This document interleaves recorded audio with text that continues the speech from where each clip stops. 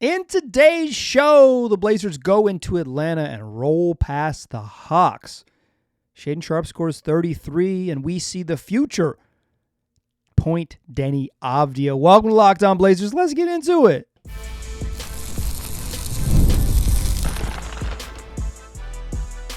You are Locked On Trailblazers, your daily Portland Trailblazers podcast, part of the Locked On Podcast Network. Your team every day. What's up, world? It's your past first point guard and Trailblazers reporter, Mike Richmond. You are listening to another episode of Locked On Blazers, part of Locked On Podcast Network, available wherever you get podcasts and also on YouTube. Thanks for making this show your first listen, coming at you each and every weekday, Monday through Friday. So make it a part of your daily routine. Make your first listen. Tell your friends to do the same. Locked On Blazers, your team every day. In today's program, we'll talk about the Blazers' pretty dominant win over the Hawks, a 127-113 victory in Atlanta, snaps a 4-game losing streak. Deni Avdija, ho-hum, a 32-point triple-double, 33 points from Shaedon Sharpe, and the shorthanded Blazers get it done on the road against a totally mediocre Hawks team. But they pretty much, except for maybe the first 4 or 5 minutes of the fourth quarter, dominated the Hawks, right? They really, in the second half, they blew the game open and kind of put their stamp on this one and ended up rolling in the fourth quarter with even some real life, about a minute of garbage time. We'll get into that. We'll break down that game. The most important thing that happened in this game is we saw a whole bunch of point forward Deni Avdija. I want to talk a bunch about that because I don't know if that specifically is the future, but something very similar to it has to be part of the plan to some extent moving forward. And then I want to talk a little bit about Shaedon Sharpe, who was very good in this game, had 33 points, and the interesting juxtaposition that I think this April, now that we've made it to April, you're listening to April 2nd's program, the Blazers played this game on April 1st, no fooling. The interesting juxtaposition this year versus the last three provides. So we will get into all of that in today's program. But first, let's do what we do. Your fastest recap in the West. Blazers down 26-27 after one, but come back and take the lead in that second quarter and go into halftime up 3. 57-54 at the break. I thought the Blazers were better than the Hawks in the first half. They just couldn't really pull away in a meaningful way. And then the opening 6 minutes of the third quarter happened. The Blazers scored 26 points in the first 6 minutes of the third quarter. 26 points in 5 minutes and 50 seconds. They blew the game open. All of a sudden, they were up 17. An and one from Donovan Clingan. Gets a putback bucket and gets fouled. Makes a free throw. And it's like, oh, the Hawks, take a timeout. Oh, we're in trouble. It's a 17-point game. They just absolutely blitzed them coming out of halftime.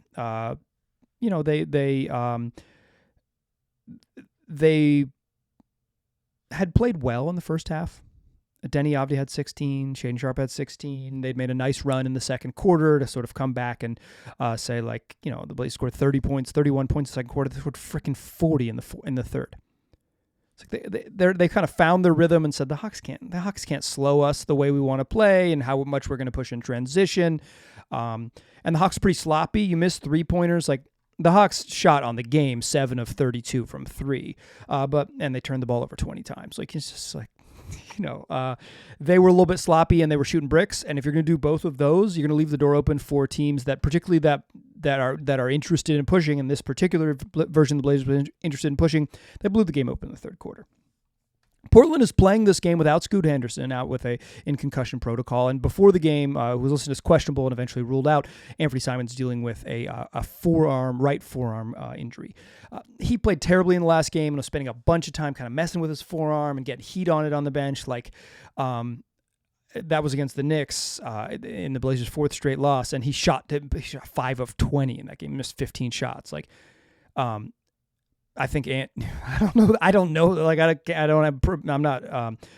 don't have access to his medical records, but from what I watched, he looked super. He didn't now look super good against the Knicks, and if there was an injury related, I'm glad he got the night off. So, but without your 2 point guards, Delano Banton gets the start, and you get a whole bunch of Point Deni. And I want to talk about that in in the second segment a bunch, because this was like, give the ball to Deni and let him cook, let him be the operator. And then you get Shaedon Sharpe kind of understanding that he needs to step up into that role. I thought that was huge for him. But in the third quarter, it wasn't just the two of them. It was a very balanced attack, and I think that was what was the meaningful part. It's like they blew the game open, right? And Deni had 7, but Toumani Camara had 9 and made all of his buckets. Donovan Clingan had 5.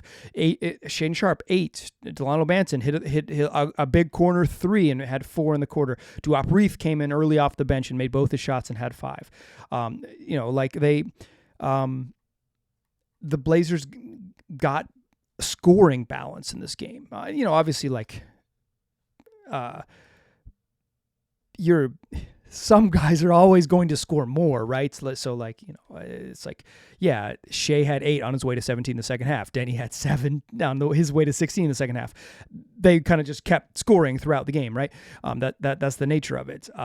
But you got the other balance. You got the Toumani buckets. You got some Clingan buckets, who I thought really struggled on offense in the first half. You got some that 6-minute burst was everybody. And then the Hawks made the run. Trae Young started getting to the free throw line. Blazers probably committed too many fouls, like a couple stupid ones. And then Trae is a really good foul baiter. He's really good at it. It's a skill for sure. It can be a little bit annoying. I actually am of the belief that Trae Young is one of the most underrated players in the league, although I know a lot of people dislike his oeuvre and just like his style. But he made a push and got himself to the free throw line and took a whole bunch of free throws in that early in the fourth quarter. And all of a sudden, with 8 minutes, 15 seconds left to go in the game, it's a 4-point game. Blazers once up by 17. Now all of a sudden, they led by 13 after 3, 97-84. So, but still a double-digit lead. And the Hawks cut into it. Trae Young hits 2 free throws with 8:15 left in the quarter, and it's 100-104. The Hawks are in the game, down 4 with 8 minutes left. And the Blazers respond with a 16-5 run over the next 4 minutes that put the game away. Simple as that. The Hawks made their push, and the Blazers, who had been able to score at will and had forced the Hawks, terrible shooting night for Atlanta, and also just I thought the Blazers played a fair amount of small-ish ball in this game, and I thought the small-ish ball helped them put apply ball pressure at a bunch of different spots and be switchy enough to make it happen. And the Hawks just they just don't quite have enough offensive creators when they're not making shots to really be to really break down a defense in a meaningful way. And while Trae Young finished with 19 points and 15 assists, 29 points and 15 assists, good game, and had a big second half. He didn't shoot particularly well, 7 of 20 from the floor. Karis LeVert, who's provides some offensive punch off the bench, didn't provide much, just 3 of 10. Reese Shea, who's had some big games recently, was just 4 of 14, the Hawks rookie. I thought the Hawks did not play particularly well in this game. Some of that is shooting. Blazers didn't shoot well. They shot just 13 of 41. That's 32% from 3. They did not shoot particularly well, but the Hawks were even worse, just 22% from 3, 7 of 32. Hawks committed more turnovers. You lose the possession game. You shoot worse, and because the Blazers were pretty good on the offensive glass, +7, 19 to the Hawks 12 offensive boards. Blazers just took more shots, fewer turnovers, more offensive rebounds, and they made 6 more threes because they took 9 more threes. That's your difference, and the Blazers turned that difference into a pretty convincing win. That 16-5 run over the 4-minute stretch in the fourth quarter was pushed it to 120-105 with 4 left, and they cruised. And both teams kind of, with a minute left, said, "Yep, that'll do it," and put in their deep bench. And the Blazers win 127-113. That's your fastest recap in the West. I mentioned Shea and I mentioned Deni. Because of the lack of Scoot Henderson, the lack of Avery Simons, the lack of point guards, they gave the ball to Deni Avdija. And he delivered with 32, 10, and 15. Holy cow. He's been awesome over this stretch. He's post All-Star break, Deni looks like a dude who should be participating in the All-Star game. I've said it before and I'll say it again. Like, you get a chance to prove that. The first 55 games of next season will prove it. You don't get to cash in this production, but boy, has this production been awesome. Post All-Star break, Deni looks like an all-star, right? He's a dude who's averaging in the mid-20s, 9-5. Hooping. And he was hooping tonight. And they put the ball in his hands. Is that the future? Did we just see what the future of the Blazers is in this game? Let's talk about it. Join me in the second segment. We'll talk all things Point Deni. Before we do that, though, let's talk PrizePicks. It's daily fantasy made easy, and now it's baseball season, so there's a whole bunch more daily fantasy to get in on. You don't have to make your lineups out of all Rockies players, but Kyle Freeland on the bump in Philly if you want to get after it. All you do with PrizePicks is you pick more or less on at least 2 player projections, and if you're right, you can win up to 1,000 times your money, whether that's strikeouts, RBIs, first inning runs, 3-pointers, steals, blocks, what have you, because you can mix and match sports. You don't just have to play baseball even though it's baseball season. You can play PrizePicks with NBA guys, which is what I'm much more comfortable with, even if I do follow baseball for one specific team. But you can follow, you can make your entries with whoever you like across sports, mix and match as much as you want throughout the whole NBA playoffs if you're into it, and throughout the whole baseball season. You can make them line up in as few as 60 seconds, and when you win, your payout is quick, safe, and secure. So download the app today and use the code LOCKEDONNBA. You get $50 instantly once you play your first $5 lineup. You don't even have to win. That's code LOCKEDONNBA for $50 instantly after you play your first $5 lineup. PrizePicks, run your game. All right. How balanced was Deni Avdija in this game? In the first half, he had 16 points, 9 boards, and 5 assists. Dang, Deni's having a game. In the second half, he had 16 points, 6 boards, and 5 assists. Whoa! He's having a game. 32, 15 rebounds. Holy heck. 9 in the first half, 6 in the second half. 32 points, 15 rebounds, 10 assists to go with 2 steals. He's 11 of 21 from the floor, 3 of 8 from 3, and got himself to the free throw line for 9 attempts, made 7 of them. Played 38 minutes in this game. Blazers played the game to win. We'll talk about that more in the third segment, but Deni delivered the win. And I've talked a bunch about Deni on this show over the last, 70 games, but specifically I've talked about how he's just been so stinking good because after the All-Star break, he's just been so stinking good. But tonight was different because tonight was Point Deni. No Scoot and no Anthony Simons. And the Blazers gave the ball to Deni Avdija as the primary creator more than, and I don't have this, this isn't tracking numbers. This is just like from my eyeballs. More primary creator responsibility than he's had in any game all season long. And he had 10 dimes. And the Blazers scored 127 points. And you got a whole bunch of minutes where Deni Avdija was your primary creator. Now, the Blazers started Delano Banton, and he played 28 minutes. But he's not really a 1. Like, he's a point guard nominally, but he's more like he's like a point wing, right? Like, he's a scoring ball in your hands type of player, but I would certainly not classify Delano Banton as like a true point guard. I don't think anyone who's ever watched him play for more than like 6 minutes. Some people love positions. I'm sure they call him a point guard, but you're wrong. He's a scoring. He's like probably like a true shooting guard in the modern league because he just has the ball in his hands, right? But Deni had primary creator responsibilities. They were running high pick and rolls for him and spreading the court and letting him make decisions. They were running double screens for him, so he had like 2 options, pop read and a roll read with guys spread. Like, they were giving him like real life point guard reads to make, and for the most part, he was good. Now, he turned the ball over 7 times. It's undeniable. Like, if you watch the game, you kind of saw that this isn't like a perfectly ironed out process. And that's how I feel about this. And I want to be, I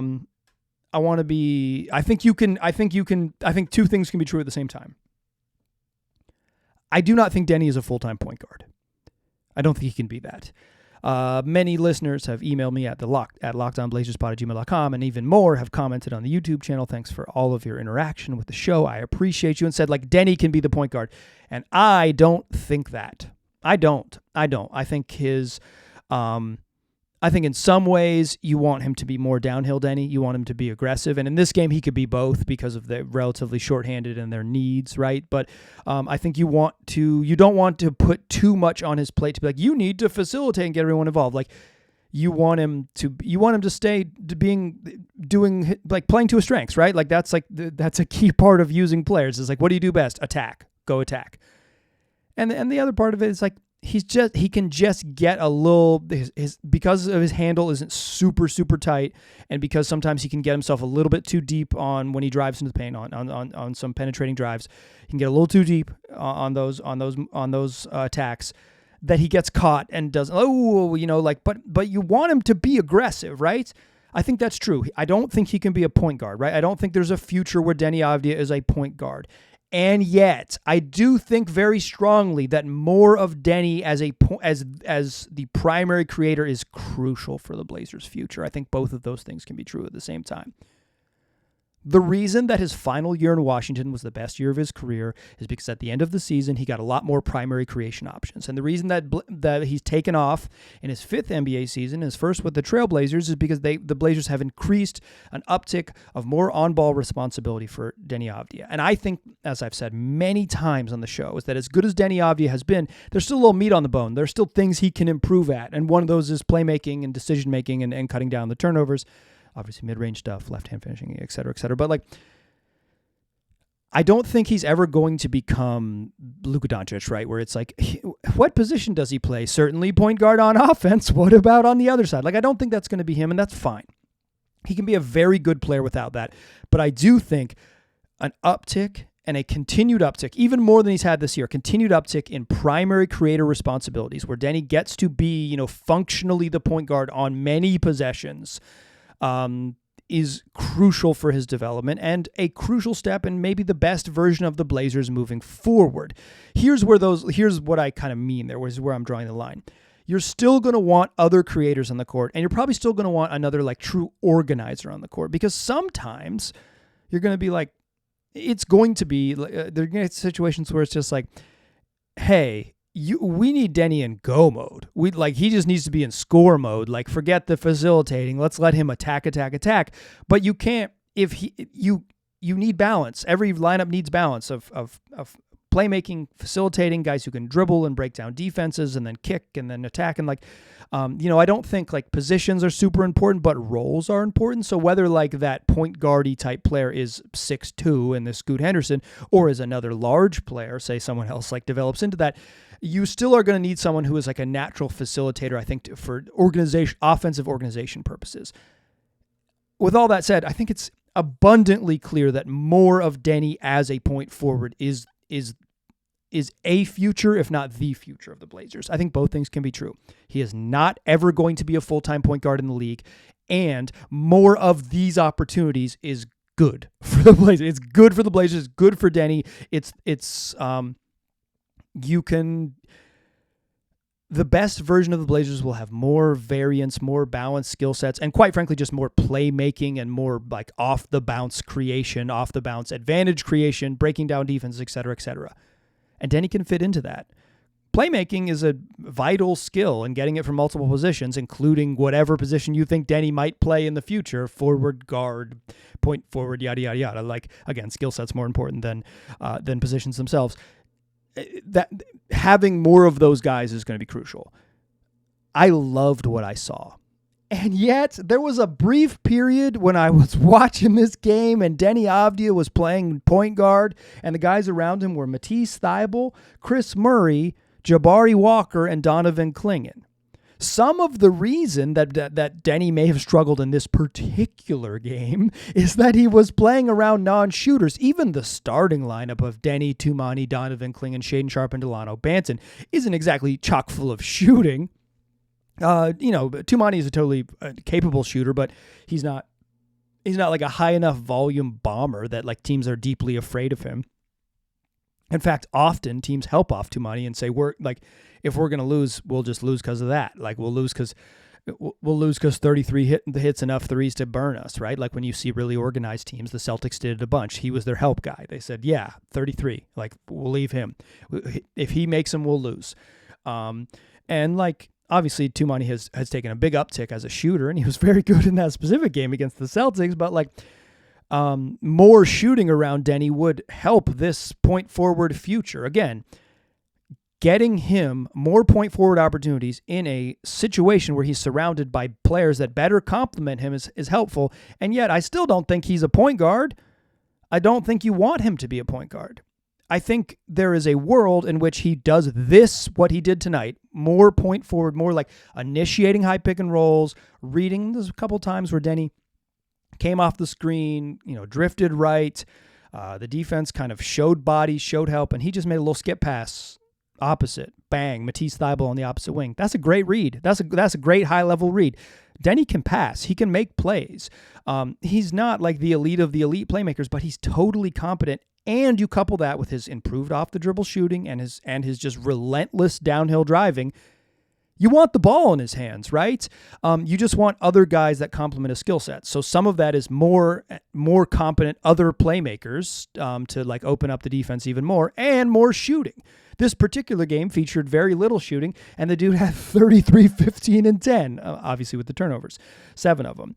But like, I think there is a world in which more of this is the future, but I don't think there's a world where you say like, Deni's the point guard, although many of you listening will think to yourselves, Deni is the point guard. And you, dear listener, are entitled to that opinion, although you aren't going to convince me.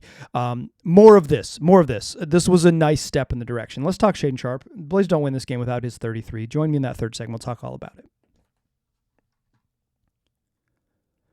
First, before we get into all of that, I want to tell you about Monarch Money. It's the place to manage your money.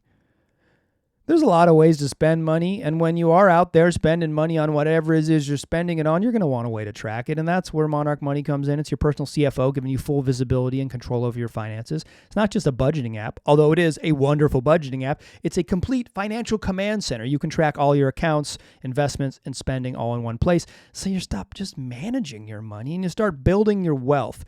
So you can look at all of your accounts, right? Your savings account, your checking account, any investments you have, if you have a mortgage, if you have other loans, et cetera, et cetera. All of it, you can pull it all into one spot with Monarch Money and manage it. But you can also plan for your future. So you can you can set savings goals. Whether that savings goal is, I would like to save 150 extra bucks this month so I can, take myself out to a nice dinner or treat myself to a nice day at the spa. Or if it's like, I want to save some money because I want to buy a car. I want to buy a condo. I want to buy a home, et cetera, et cetera. Like short-term goals, long-term goals, managed in different buckets. Monarch Money helps you do all of it and helps you keep an eye on everything so you're on the same page without the stress. Take control of your finances with Monarch Money. Use the code LOCKEDONNBA at monarchmoney.com for 50% off your first year. That's monarchmoney.com. The code is LOCKEDONNBA, and you'll get half off your first year.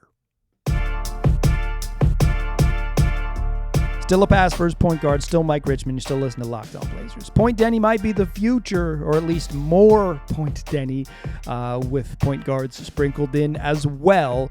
But the Blazers do not win this game without Shaedon Sharpe. If you're talking about the future, you're probably talking about Shaedon Sharpe in Portland. He is very likely to be a massive, massive part of it. And the young third-year wing just had 33 points and 10 boards in this game. The Blazers absolutely do not win this game without Shaedon Sharpe's production. Shaedon had 16 in the first half, 17 in the second. Helped put his foot on the gas when they needed to. And I want to talk about something. I think, and I mentioned this on the show before, and I'll mention it again here briefly. I think there's this sort of myth that Shaedon Sharpe isn't aggressive. He doesn't. They're trying to get him to shoot more. That was a thing, particularly at moments last year, and there were some times this year. But it was more of a thing earlier or last year at times where it was like when he would share the floor with the Blazers' best players, he would defer a little bit. And there was times early in the season the same thing where it's like, he would, even if he kind of deferred in the starting lineup, there'd be moments where he'd be playing with the second unit where it's like, hey, dude, you just need to shoot. You need to shoot. That isn't the problem anymore. My man took 25 shots tonight. He's getting FGAs, man. He's getting field goals up. Took 25 shots, got to the free throw line for 10 attempts. That's 35 shooting possessions. If you were talking about Shaedon Sharpe's aggressiveness, you're talking about the types of shots he takes. Does he settle for too many jump shots? Does his lack of handle not allow him to get to the rim and use his strengths? Does he take a lot of, jumpers when it feels like he could get to the rim? Although, like, the variety is important, and his ability to score at different levels makes him, gives him his offensive strengths.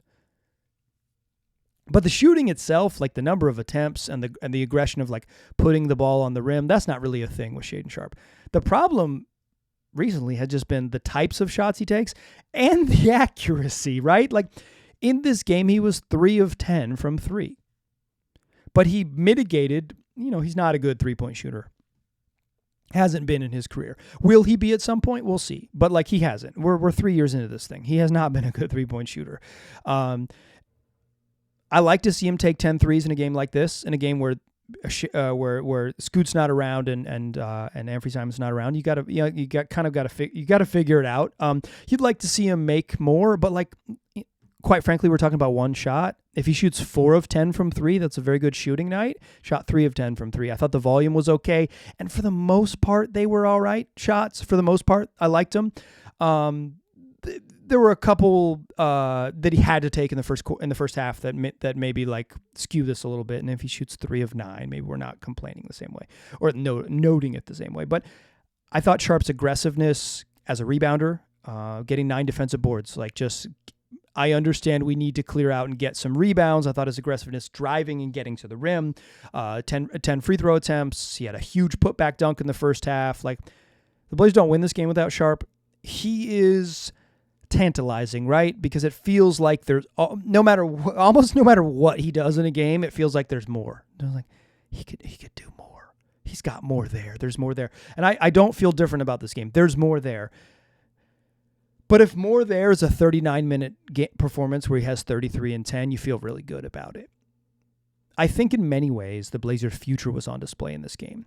More Deni Avdija with the ball in his hands, more Shaedon Sharpe as a huge part of the offense in terms of going to get your own buckets.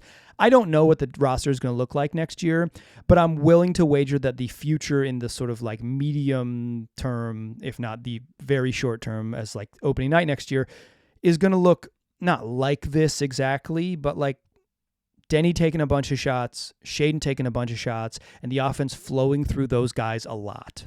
That's the future of the Blazers, right? That is maybe not, obviously not like exactly this, but more Deni on the ball being a guy who makes plays, and more Shaedon Sharpe understanding and accepting the responsibility of someone who needs to be aggressive and aggressive and aggressive and aggressive at every single turn. I think this was a little glimpse of it. Blazers don't win this game without Shea. He was good. I want to close thinking about this. The Blazers had 4-game losing streak. They snap it with Hawks aren't very good. They're going to end up in the play-in because the East is bad, but they're not a very good team. They'd be different if Jalen Johnson was healthy. He's not, hasn't been for many moons. They're a team that has some injuries, and also I think they're just like a truly mediocre squad. If they played in another conference, it would be a different story, but they play in the East, so they get to play some postseason basketball often. In past Aprils, the Blazers would have gone out of their way to lose this game. They would have done whatever it takes. Tonight, Ryan Rupert played 70 seconds off the bench, 1 minute and 9 seconds, just shy of 1:10. Chris Murray played less than 13 minutes. The bench was really short. Obviously they're missing some guys, so they're going to have to just play who they have available, and some part of who they have available is like 38 minutes of Deni and 39 minutes of Shaedon Sharpe, and roll with it. I'm not going to spend the end of the show whining about a Blazers victory, right? I've made my position clear. If you're a longtime listener to the program, you know that I think that the Blazers probably should have won fewer games this year, right? But I'm not going to spend in any individual game. I think whining about them winning is kind of just like corny. And also, the point of any individual game to win is the point of any individual game is to win it. And moreover, this Blazers season has been fun precisely because they've won games. Last year sucked. This year has been much more rewarding, much more enjoyable, much more fun team because they've won games, because they've been consistently competitive, because, going since the middle of January, they kind of figured it out. And most nights when they go into the gym, it feels like they have a chance to win. And when they play teams that aren't particularly good, particularly teams below 500, they mostly blast them. They mostly find ways to win, and often, and there was a stretch there in January where they were just rolling over teams. But after they lost 4 in a row, and it became incredibly just clear. Once they lost to Sacramento, and they played terrible in that game. Once they lost to Sacramento, it was like their postseason chances are done. They're cooked. It's over. Like, they could win out. They could win. They could have won every. They could have gone 7-0 from that point forward, and they still wouldn't have made the play-in just because they were 5 back in the loss column from Sacramento, right? They weren't going to catch them, right? It's just unrealistic, even if they won every game. There's a notable juxtaposition for me based on what they've done each of the last 3 seasons. When they got to this point in the season, boy, howdy, were they committed to losing. That's not what they're doing this year. They're going to let the chips fall where they may. To me, I find that surprising. I find that surprising, and I'll talk about when the season ends, kind of my overall big picture view of where they are and how they got here. Right? I'm not gonna do it in 2 minutes to close the show here, but I will say this: I found this game fun, enjoyable. I enjoyed the way Deni played. I enjoyed the way Shaedon Sharpe played. I enjoyed the sort of glimpse of the Blazers' future through the eyes of those two gentlemen's performances. And I was struck by the juxtaposition of how different this felt than a season ago. Just a whole different world. This ain't Kansas anymore, Toto. This is the 12th best team in the West, but in a totally different way than the 14th best team in the West a season ago. That's going to do it for today's program. Tomorrow's program is going to feature Jared Dubin is going to join the program, a first-time guest, the writer and owner of Last Night in Basketball, a great basketball mind who's been in the game for a whole long time, probably even longer than me. Do not miss that one. I'm looking forward to it, and I think you will too. So come back for tomorrow's show and listen to my chat with Jared, and then come back for more shows the rest of the week. 5 of them wherever you get podcasts, and also on YouTube each and every week, Monday through Friday. Tell your friends about the program. I appreciate you listening. I'll talk to you soon.